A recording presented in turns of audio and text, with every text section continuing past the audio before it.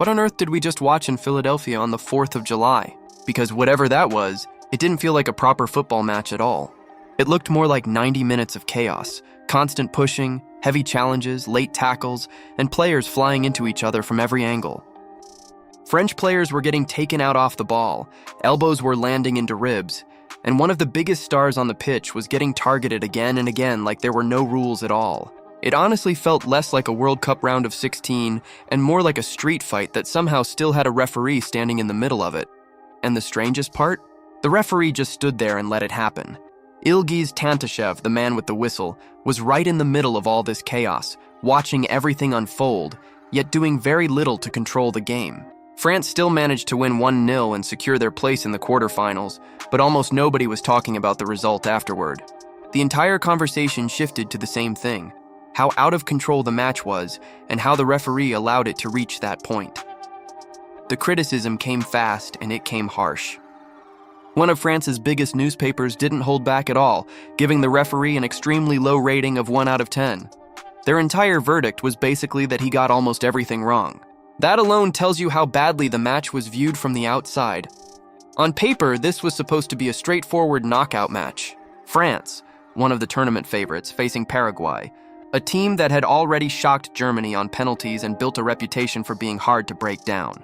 It was expected to be intense, maybe physical, but still controlled at the highest level of football.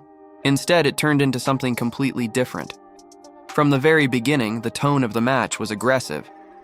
Paraguay came in with a clear tactical plan: sit deep, form a compact defensive block, frustrate France, slow the game down, and try to drag it into extra time or penalties. And in pure football terms, that plan actually worked for long periods. France struggled badly to create chances. It took them more than 20 minutes just to register a shot, and they didn't manage a shot on target until the 55th minute. Paraguay's goalkeeper was also in inspired form, making multiple key saves, including a brilliant late double stop to deny France's biggest star. Defensively, Paraguay were organized, disciplined, and extremely difficult to break down. If the match had stayed purely tactical, they would have earned a lot of respect. But the problem was everything that came with it. Because alongside the defensive discipline came constant fouling, late tackles, off-the-ball contact, and repeated physical challenges that had nothing to do with winning the ball. France players were being clipped after passing, shoved without reason, and dragged down in situations that clearly should have been punished. Yet the referee barely reacted. Ilgiz Tantashev, a FIFA-listed official for 13 years, somehow allowed this pattern to continue without real consequences. Paraguay committed around a dozen fouls, including several dangerous ones, but didn't receive a single yellow card. 0. Not one booking for repeated aggressive actions. And that's where the match starts to fall apart. Because while Paraguay escaped punishment, France somehow picked up 3 yellow cards instead. Manu Kone, Bradley Barcola, and Michael Olise were all booked, so the team receiving the rough treatment ended up being the team punished more often. That imbalance made the refereeing feel completely reversed, like the entire logic of discipline had been flipped upside down. And it wasn't just general fouls, it was specific, clear incidents.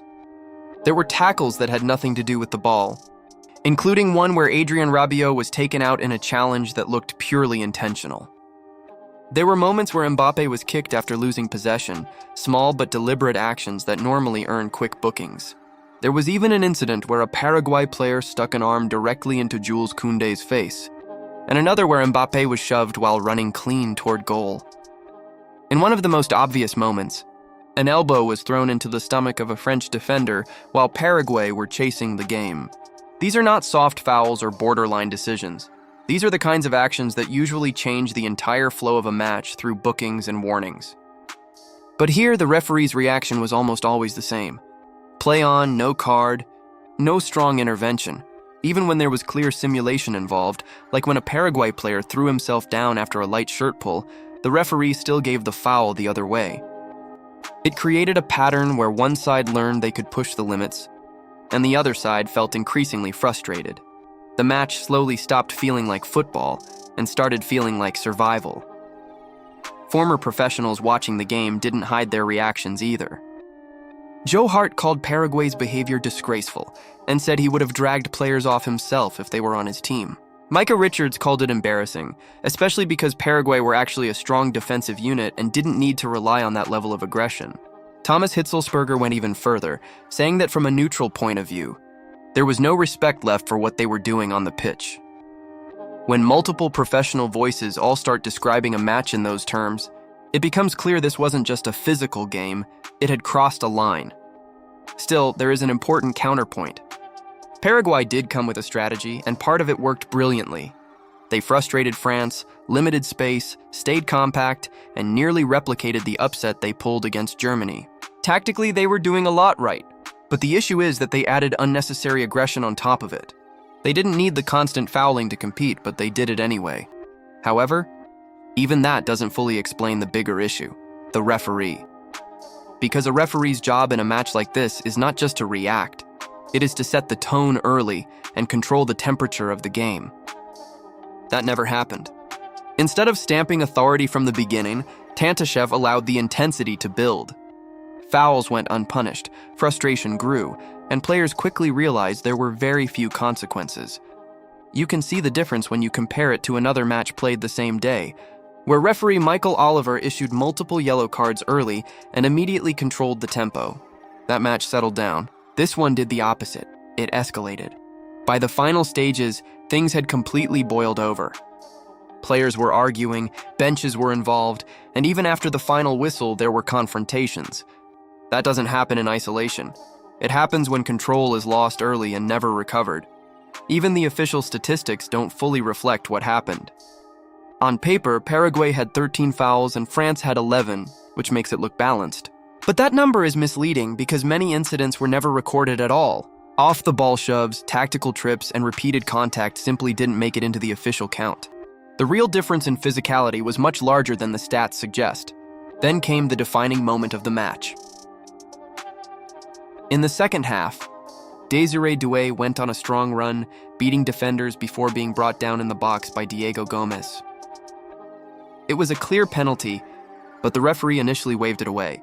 No hesitation, no immediate reaction. Only after VAR intervened was he forced to go to the monitor and overturn his decision. France scored from the penalty, and that goal decided the match. Even after that, chaos continued. Paraguay players surrounded the referee, delayed the restart, and even tampered with the penalty spot, forcing officials to fix it before the kick could be taken. And yet, despite all the controversy, France still advanced. Mbappé scored again, adding to his tournament total, and continued his incredible World Cup record. He was repeatedly targeted throughout the match, but responded the only way he knows how, by scoring. After the game, Mbappé himself said Paraguay expected France to be soft. But France knew how to deal with physical football too. Didier Deschamps also admitted things had gotten out of control, and even said he had to instruct players to protect Mbappé in the final minutes because he feared he would be injured. To make everything even more extreme, the match was played in brutal heat over 38 degrees, around 101 degrees. Players were not only dealing with aggressive challenges and a chaotic referee, but also extreme physical conditions that made everything harder. In the end, France moved on to the quarterfinals, but the real story wasn't the victory. It was the referee's performance. It was so poor that FIFA reportedly suspended him almost immediately afterward, which is as close as football authorities ever get to admitting a complete failure. And that leaves the final question hanging. In all the football you've watched, have you ever seen a referee lose control of a match this badly?